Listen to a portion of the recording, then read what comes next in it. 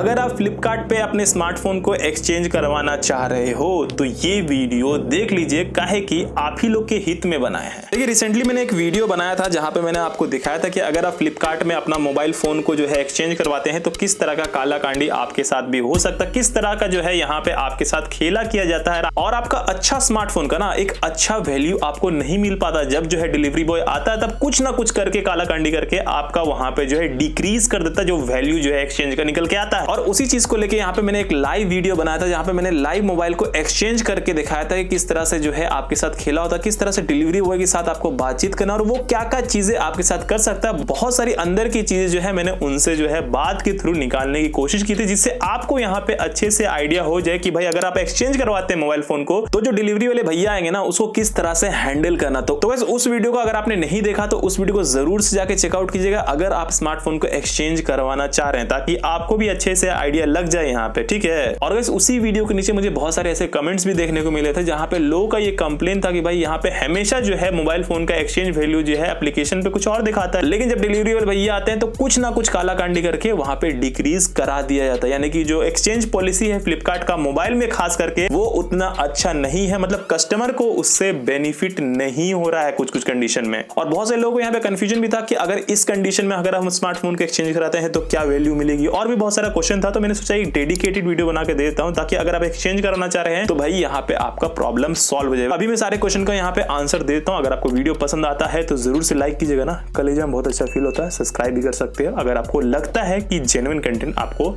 इधरिच मिल रहा है। तो एक कमेंट मुझे बार बार आ रहा था कि स्मार्टफोन के बैक के पैनल में अगर एक सिंगल स्क्रैच भी है तो क्या उस केस में स्मार्टफोन का प्राइस डिक्रीज होगा, यानी कि वैल्यू कम कर दिया जाएगा। तो गाइस यहाँ पे मैं एक चीज आपको साफ साफ बता देता हूं कि अगर आपके स्मार्टफोन में एगो भी स्क्रैच निकला ना, चाहे वो बैक के पैनल में हो या फिर डिस्प्ले के पैनल में, अगर डिस्प्ले के पैनल में आ गया तो वो भी आपका वहां पे पैसा डिडक्ट होगा। और साथ ही साथ अगर बैक पैनल में आ गया तो वो फुल बॉडी डैमेज में ये लोग भेज देते हैं। अब मुझे एक चीज समझ में नहीं आती कि जब आप सेकंड हैंड फोन ले रहे हो तो उसमें एक स्क्रैच होना तो लाजमी है, एक स्क्रैच क्या मल्टीपल स्क्रैच हो सकता है। तो इसके कारण ये नहीं कि आप बॉडी को फुल डैमेज करिए, तो ये एक बहुत ही गंदी चीज है। लेकिन साथ ही साथ मैं आपको ये भी बता दूं कि ये जो चीज होती है ना आपके साथ, जो आप एक्सपीरियंस करते हो कि यहाँ पे आपको बॉडी को डैमेज कर दिया जाता है स्मार्टफोन का, ये आपका पर्सन टू पर्सन वेरी करता है। यानी कि आपका नसीब कैसा है ये डिलीवरी वाला भैया डिसाइड करेगा। कई कुछ लोगों ने मुझे ये भी कमेंट किया था कि उनके साथ ऐसा कुछ इशू नहीं हुआ, लेकिन मल्टीपल यूजर ने मुझे ये कमेंट किया था कि उनका एक स्क्रैच होने के कारण भी जो है यहाँ पे जो स्मार्टफोन का जो बैक का पैनल है ना वो पूरा का पूरा जो है डिफेक्टिव करके जो है वहां पे प्राइस को डिक्रीज कर दिया जाता है। अब कितना अमाउंट डिक्रीज किया जाता है इसका कोई एग्जैक्ट अमाउंट नहीं पता चल पाता है। मान के चलिए 500 से 1000 रुपए के बीच में आपका जो है वहां पे डिडक्शन हो जाता है अगर आपका सिंगल स्क्रैच भी हुआ तो। अब कुछ लोग मुझे पूछ रहे थे कि क्या स्मार्टफोन को एक्सचेंज करके क्या वो टैबलेट ले सकते हैं। बिल्कुल आप ले सकते हो, लेकिन ये हर एक स्मार्टफोन पे अवेलेबल नहीं होता। आपको पर्टिकुलर वो स्मार्टफोन को क्लिक करके देखना पड़ेगा कि वो एक्सचेंज उस टैबलेट पे दे रहा है कि नहीं, यानी कि जो टैबलेट आपको लेना है ना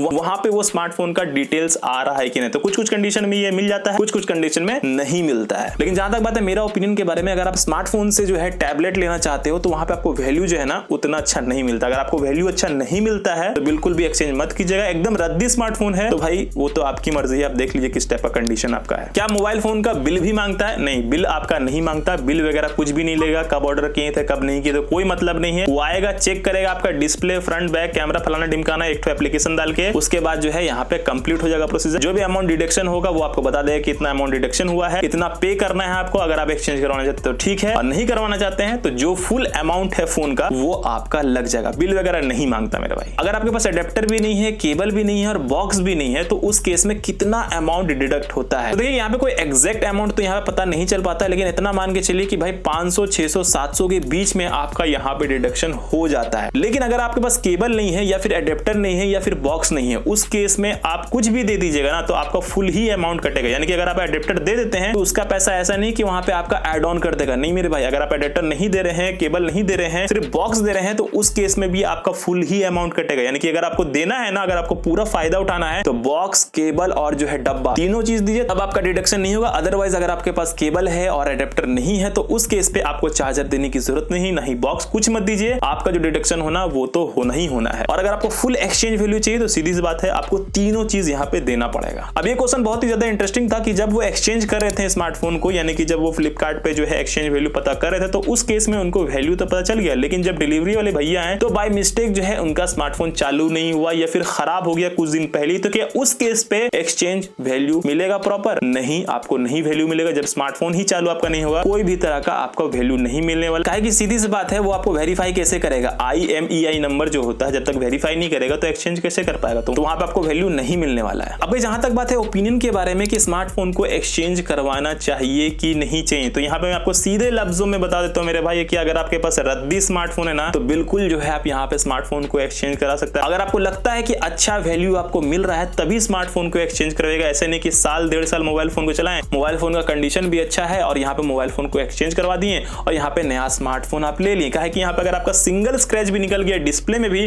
तो डिस्प्ले को भी डैमेज कर देगा और यहाँ पे बैक पे निकल गया तो बैक को भी डैमेज कर देगा। यानी कि यहाँ पे बहुत ज्यादा काला कांडी होता है यार। मेरे हिसाब से एक्सचेंज पॉलिसी जो फ्लिपकार्ट का है वो उतना अच्छा नहीं है। आपको क्या लगता है ये जो फ्लिपकार्ट का एक्सचेंज पॉलिसी चल रहा है फ्लिपकार्ट पे, ये कितना ज्यादा लोगों को बेनिफिट करता है और कितना ज्यादा लोगों को यहाँ पे जो है नुकसान देता है? तो इसके लिए आप नीचे कमेंट सेक्शन में जरूर बताइए, हर किसी के कमेंट पढ़ते ताकि यहाँ पे समझ में आता कि भैया क्या चल रहा है, क्योंकि एक दूसरे को सपोर्ट करते हुए चलेंगे ना तभी काम ठीक से हो सकता है। बाकी अगर आपको एक्सचेंज करवाना है ये तो आपको देखना पड़ेगा कि आपका डिवाइस किस टाइप का। बाकी मैक्सिमम केसेस पे लोगों के साथ कालाकांडी होता ही होता है, ये कुछ ना कुछ डिफेक्टिव बता के आपका एक्सचेंज वैल्यू को कम कर दिया जाता है। अब इस मेरे हिसाब से जो भी इंपॉर्टेंट क्वेश्चन था उसका आंसर मैंने आपको यहाँ दे दिया। अगर आपके दिल और गुर्दा में अभी भी कोई भी तरह का कंफ्यूजन है तो नीचे कमेंट सेक्शन में जरूर बताइएगा, मैं उसका रिप्लाई कर दूंगा, उसके लिए टेंशन नहीं है। और साथ ही साथ अगर आप इंस्टाग्राम में रील देख के मजा लेते हैं ना तो भाई हमको ही फॉलो कर लीजिए वहां पे जाके, है कि नहीं।